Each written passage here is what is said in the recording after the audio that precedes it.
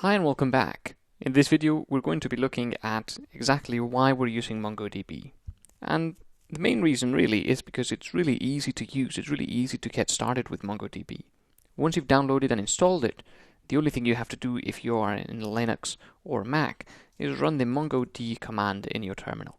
If you're in Windows, run mongod.exe from the installation folder.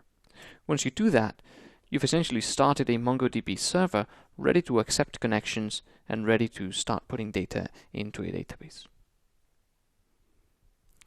Do notice that the default directory where MongoDB is going to store data is here, this db path value.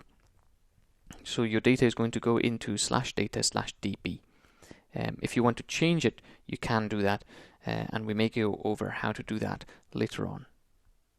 So once you've got this server running, simply go to another terminal and type Mongo, and then this starts a connection to the MongoDB, the MongoD that you've started here. And you can see here that you've got one connection now open, and that the connection has been accepted from 127.0.0.1. 127.0.0.1 is always your local machine. So you will be seeing the same number, although possibly a different number at the end, that doesn't matter. You'll be seeing the same number in your computer. Okay, so what sort of things can you do with MongoDB? And the answer is, you can do what you would expect with any database, really. You can create collections, you can create databases, and you can insert data, remove data, find data, things like that. MongoDB works with databases as being the biggest structure, and each database contains one or more collections, in fact 0 or more collections. And then each of those collections contains 0 or more documents. And it's really that simple. So the first thing we'd want to do is to see what databases we've got in this MongoD server. And we do that with the command show DBs. And then here we've got a few of them that I have created already, and some of them that have been created by MongoDB. Local and admin are created by MongoDB, and I've created the rest. If you want to use a database, simply do use and then the database name, so test or TeamCity or whatever else. If you type here some database that doesn't exist, MongoDB will still use it, and when you insert data, it will create it for you. So you don't have to specify that you want to create a new database or anything like that. And then once you're inside a database, you can show collections, and this will show you what collections are in the database. In this case, none. We can insert data into a specific collection by doing db, which points to the current database, full stack, dot, then the collection that we want to insert data into. Think of this as a table in normal databases, normal relational databases. So for example, students.insert. And this is going to go to the full stack databases and then insert some data into the students collection. And the data we want to insert goes inside the brackets of the insert method. And MongoDB works with this JSON data type that we've covered previously. So inside MongoDB, we can put JSON documents. So for example, name, Jose, Mark equals 99. And then it will tell you that it has inserted one row. In order to find data, simply go to db.students, the same collection as before, .find. If we give it an empty dictionary here,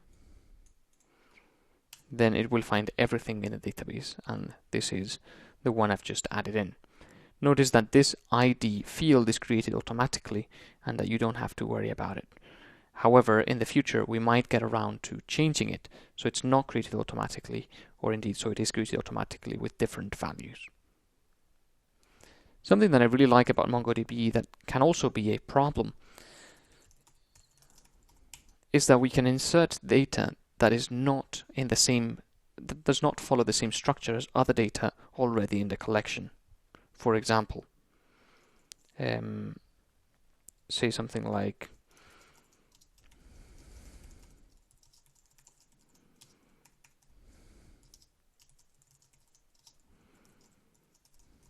that.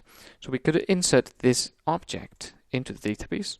Item is chair, price 999, age 25, and MongoDB wouldn't care. The two elements are different. They contain different number of fields. The fields are different. The data is different. But MongoDB doesn't care. To MongoDB, all that matters is that we're inserting JSON documents, and that's fine. And then indeed, when we go to find, both of the items will be returned. Another thing we can do is remove elements. So db.students.remove, and then we can remove one of the elements. So I'm going to remove the chair element. And now what we put here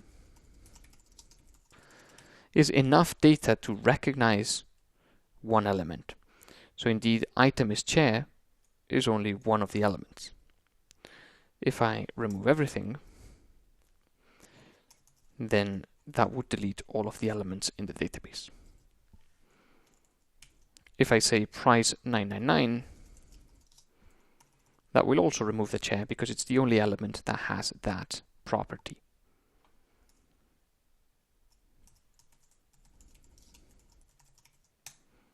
And there we have the number removed is 1. And then if we go to find again, we see that there's only one element now. If we go back to show DBs, we can see that the full stack database is now being created and it exists. And if we go to show collections, we can see that the students collection that we've been using also exists in this database. And a system.indexes collection has been created as well. And we'll go over what indexes are later on in the course. For now, this was simply a quick introduction to MongoDB and why we're using it. And we're going to drill down into more detail and more powerful operations as we go along the course. So I'll see you in the next video.